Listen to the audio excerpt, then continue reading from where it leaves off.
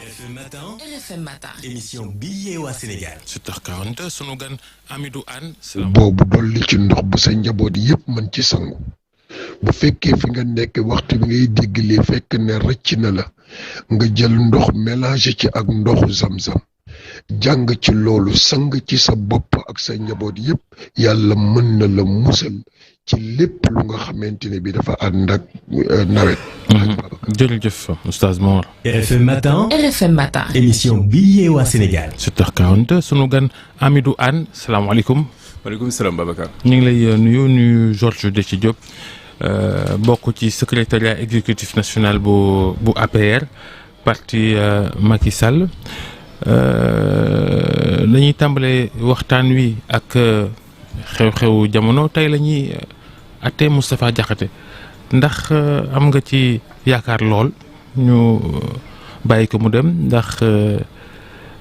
jàpp gi ak tuuma gi tegul fenn ci gis-gisuñu bëri. waaw maa ngi lay gërëm Babacar di nuyu aussi suma xarit Georges. Moustapha bu ma ciy wax dama ci am une forme de tristesse personnelle parce que Moustapha suma xarit la d'ailleurs ba jour bi ñu koy convoqué ñoo nekkoon suba gi bi muy dem sax mun naa ne bokk naa ci ñu ko gunge ñu tooñ ko jàpp ko ci jàpp boo xam ne amul benn sens ñu tooñ ko une deuxième fois parce que Moustapha dañ ko njëkk a tooñ ci novembre bi passé ne ko yow yaa ne ñii dañu alku et cetera ñu tëj ko ñaari weer bu dund ko avec beaucoup de dignité bi yoon mu def émission di jàngale à la limite loolu laay wax di jàngale les règles protocolaires les usages de la République ñu jël ko jàpp ko tooñ ko teg ko ay tuuma yoo xam ne nii amul benn sens amul benn solo bokk ci loo xam ne nii rek dafa nekk conforme ci li régime bi di def depuis bi mu fi toogee mooy di tiital ñi di leen xokkatal di fexe di def lépp loo xam ne nii day néewal doole démocratie néewal doole liberté d'expression donc Moustapha effectivement tey lañ koy àtte su may jógee fii fa laay jëm di ñaan yàlla effectivement que le droit rapidement soit dit et que si le droit est dit Moustapha ñibbi këram mën a dellu ci njabootam ak ay xaritam. li Pastef bëgg mooy kenn du wax wala kuy wax itam nga ni Sonko nice amul critique loolu moom dana sotteem. non loolu mënut a sotti te loolu mooy ñàkk a xam Sénégal ñàkk a xam histoire du Sénégal ak profondeur démocratie Sénégal fi mu toll xam nga Babacar damay fàttali toujours ne Afrique du ma tudd nag benn dëkk bi ñu fi nekkee di rayante def ay coup d'état di def ay guerre civile Sénégal dañu nekkoon dëkk boo xam ne dañ doon werante di xuloo ci démocratie damay fàttali souvent ne Cheikh Anta Diop ak Senghor werante nañ fi werante bu metti au plan intellectuel ci moo siggi ak moo taxaw donc Sénégal loolu mooy trajectoire am Sénégal loolu mooy histoire am Pastef nag dafa nekk ci yoonam man li may bett parfois mooy nit ñu taxaw ne dañ leen bett ñii ñoo doon xeex lii et cetera Pastef bi mu nekkee ci opposition bi da doon xeex contre la liberté d'expression contre la démocratie bu ñu fàttali ko jour élection présidentielle 2019 Ousmane Sonko mi jiite Pastef mës na taxaw ne ay xaleem nañu ñëw attaqué groupe Futur Média attaqué aussi 2STV parce que nee na dañ doon joxe ay résultats yoo xam ne c'était favorable au président Macky Sall boo waxee àddoo ci kàddu même critique wala nuance ñu ñëw di la saaga di la xoqatal di la tiital ñoom ñoo sax indi fii li ñuy woowee ci Sénégal 72 heures pour ñu ko xamul mooy ay militants am nekk ci internet jël ñetti fan ne tey jii dañuy saaga Babacar Fall dañuy saaga Georges dañuy saaga Amidou Anne dañuy saaga Ameth Ndoye et cetera dafa bokk nag ci mandargay parti populiste yi bugguñu démocratie bugguñu liberté d'expression day pousse sax ba boo xoolee traitement bi ñu am ak presse sénégalaise depuis bi ñu faloo day mandargaal rek ne bugguñu liberté d'expression bugguñu nit ñi mën a wax seen xalaat surtout xalaat boo xam ne jàpp nañ ne ça ne va pas dans leur sens. ngeen bëgg loolu dañ est-ce que seen forme d'opposition bi mën na tax Pastef dellu gannaaw ndax ñu bëri dañoo jàpp ne confrontation la ñu nekkee te yéen new leen ci ligne boobu. waaw Georges xam nga politique boo xoolee science politique confrontation la rapport de force la day am sax borom xam-xam yooyu may gëstu loolu ñuy wax ne politique conflictualité maanaam rapport agonistique la entre ñi yor nguur ak ñi nga xam ne ñu ngi ci opposition waaye nag booy dégg conflictualité du wàllu xeex parce que conflictualité rapport de force toujours dans le cadre de la constitution des lois et des règlements yi nga xam ne ñoo ci charte yooyu la réew bi tëddee li Pastef doon def woote appel à l'insurrection woote mortal combat nañ dem taal diw defal leen ay cocktail molotov def ay communiqué parce que dama koy fàttali toujours le 1er juin 2023 ak le 2 juin 2023 li may wax ni mu ngi ci internet ñëpp mën nañ ko gis Pastef dafa def communiqué di wax ne armée bi na jël nguur gi mu nekk ay xeetu opposition yoo xam ne Sénégal mosu ko xam Sénégal mosu ko gis ba ñu am ci gàcce adduna bi yëpp di xool ne Sénégal lan moo fi xew donc ñun bu ñu ñëwee dañuy jombale loolu suñu bopp parce que réew mi boo ko bëggee bëgg ko def parce que réew boo ko bëggee doo ko yàq réew bu fekkee da nga jàpp ne man damay opposé wu pour jël nguur donc bëggoo jël nguur di marcher sur ce qu'on appelle sur un champ de ruines donc conflictualité boobu dafay nekk toujours dans le cadre de la démocratie, dans le cadre des libertés, dans le cadre aussi jàmm, la paix. Moi je sacralise la paix, Georges. Je suis profondément non violent.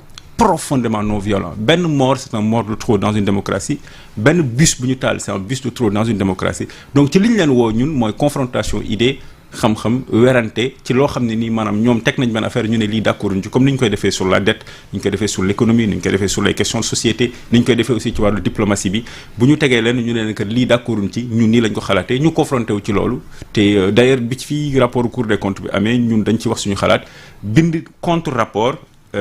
Proposé ko askan wi, déposé ko au niveau des chancelleries internationales yi fi nekk, ba pare jël rapport bi dem jox ko FMI ak nos partenaires à l'international. Donc bugguñu taal parce que déjà li ñu fi taal ñun ñoo ko fi def, ñoom defuñu fi dara. En plus ay nitu jàmm lañu woote ci réew mi ci jàmm, defar ko ci jàmm rek la xaj. mais FMI googu sax justement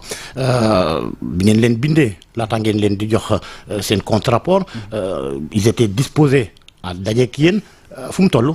waaw FMI effectivement wax nga dëgg Georges, ñun dañoo lire rapport bi wax ne d'accord ñu ci rejeter ko dans le fond comme dans la forme,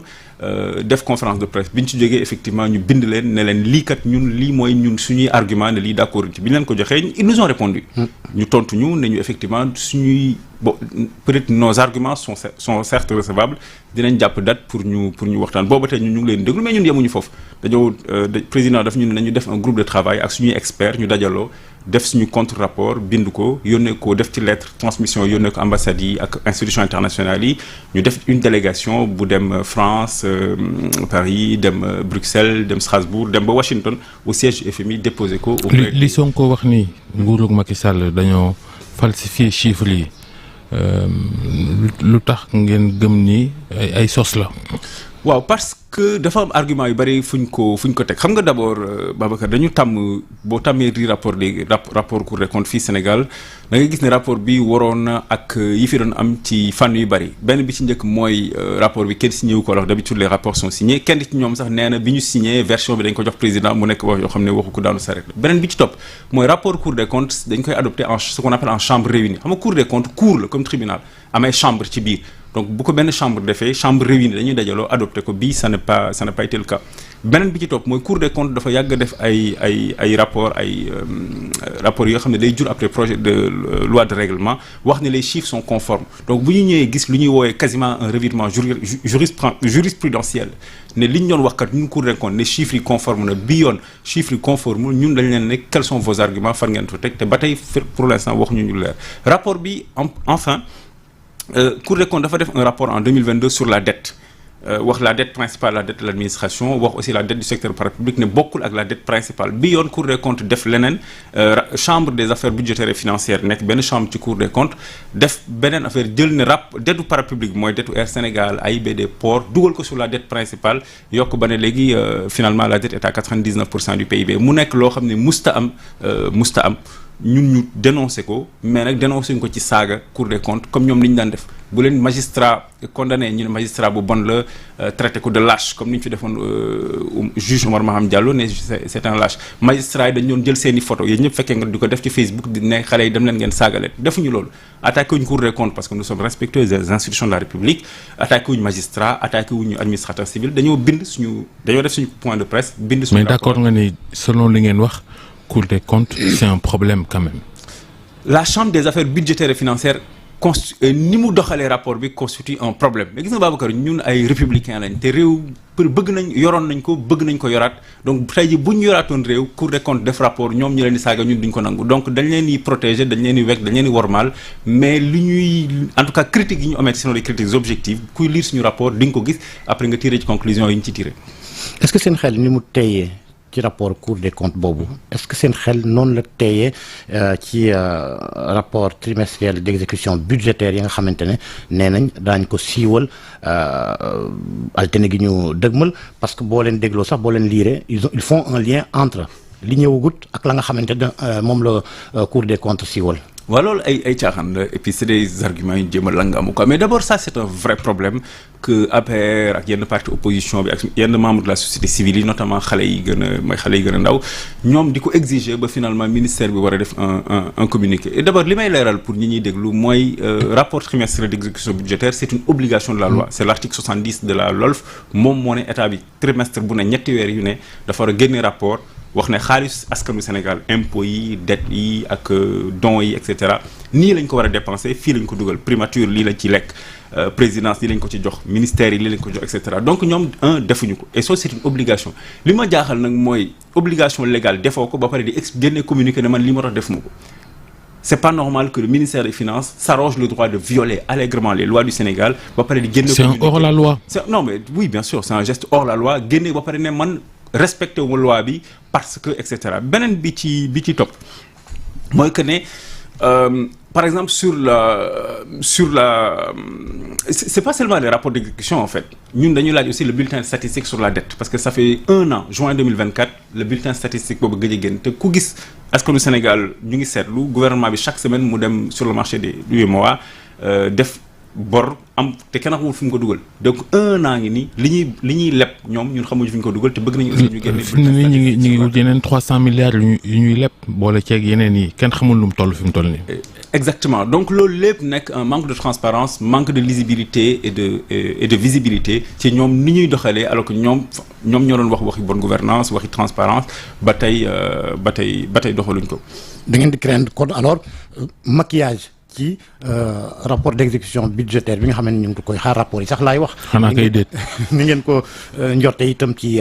rapport Cour des comptes. waaw ñun li ñu et puis beneen argument bi ma ci jox effectivement parce que ñun quand même on craint ñu jéem a am fekk dafa am lu lëndëm lu ñuy jéem a nëbb di ko jéem a maquiller et cetera parce que aussi li am mooy ñoom nee nañu génnewuñ ko parce que chiffres yi li ñu leen jox c'était pas conforme rapport Cour des comptes. ñun d'accord uñ ci je viens de le dire mais même d'accord supposons nañ dem sax ci loolu mais léegi loolu c'est les chiffres de 2024 mais le budget 2025 ñoom ñoo ko adopté la loi de finances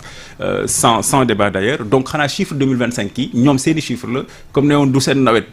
mu ngi ñëw chiffre 2024 c'est pas leur chiffre donc les chiffres 2025 c'est leur chiffre donc du coup lan moo tax génnewuñ d'abord les chiffres 2025 wax ne d'ailleurs les rapports dernier trimestre 2024 génnewuñ ko parce que les chiffres n'étaient pas conformes. léegi ñoom bu ñu ko génnee est-ce que da ngeen adopter la même attitude documentée comme ni ngeen koy waxee. donte sax ñoom il dénie également yéen li ngeen dugal ci seen contre rapport ne réew mi fa mu toll sax weesu nañ sañ ko waxee. au plus tard ñoom bu ñu ko génnee lundi au plus tard mardi ñu wax leen suñu xalaat ñun. ah ouais vous êtes déjà préparé. non ñun on est déjà prêt non ñun on travaille gis nga Georges l'opposition politique c'est pas de la rigolade politique c'est du sérieux politique du saaga du taal du xaste di sosalaate di saaga ay journalistes di saaga ay magistrats di traiter ay jeunes femmes de danguine et cetera politique du loolu politique c'est sérieux maanaam da ngay lire journaux yi boo yeewoo. saa yi loolu moom mbaa di ngeen teel a jot ci nguur gi bu fekkee da ngeen nar a silwise noonu rek parce que de silwise wul woon te doon toj di taal. waaw Babacar bu fekkee ne silwise moo tax du ñu jot nguur yàlla bu ñu ko jot. parce que non franchement on va pas faire comme eux parce que réew mi dañ ko bëgg nous sommes des patriotes et des républicains du ñu taal du ñu toj di saaga ay nit ça franchement jombale nañ ko man personnellement jombale naa ko sama bopp ñi ma àndal jàpp naa ne jombale nañ ko seen bopp et puis le pays a trop payé sur de la violence sur du sang sur des insultes sur du désordre et du bordel ñun li ñu leen woo mooy ci liñ ne nii ñun ci loolu la ñuy nekk maanaam bu ñu génnee ñoom lundi mardi au plus tard ñun dina leen wax suñu xalaat wax bu fekkente ne am na lu leerul ñun dinañ ko leeral Sénégalais ba pare nous les invitons encore une fois à un débat idée contre idée chiffre contre chiffre. Georges. lan ngeen nar a leeral pour ne pas violer li nekk ci li ngeen di waaj déjà parce que xam naa yéen a ngi naan peut-être suñu génnee peut-être danañu jéem a teg wëndeel pour sukkandiku ci li nga xamante ne moom ngeen di génne pour expliquer population yi leeral leen ci seen i gis-gis. xam nga suñuy différence ak ñoom ñii dañu ñëw ànd ak ay pseudo-impérialistes ay France dégage ñoo xam ne souvent des gens qui n'ont jamais travaillé qui n'ont jamais eu d'expérience de l'État nekk di coow di saaga nit ñi sur les réseaux sociaux ñun on a la chance d'avoir des gens bien formés sérieux et compétents et puis on a la chance aussi d'être un parti de gouvernement ñoo xam ne gouverné nañ pendant 12 ans am nañu dem seen yoon am nañu fi ne et puis am na ñoo xam ne peut-être nit ñi xamuñu leen mais ils sont avec nous c'est des gens yoo xam ne ñu ngi c'est des gens sérieux c'est des banquiers c'est des économistes c'est des experts donc ñun on essaye de travailler sur la base des compétences que nous avons en interne mais aussi ay experts yoo xam ne ñu ngi ci réew mi ñu ngi bitim réew ñoo xam ne dañuy waxtaan ak ñoom et cetera. Nous sommes un parti de gouvernement et la vocation d'un parti de gouvernement c'est pas de faire dans les méthodes populistes ou dans la démagogie, c'est de proposer des choses très sérieuses et pertinentes. kon ñoom gouvernement d'opposition lañ.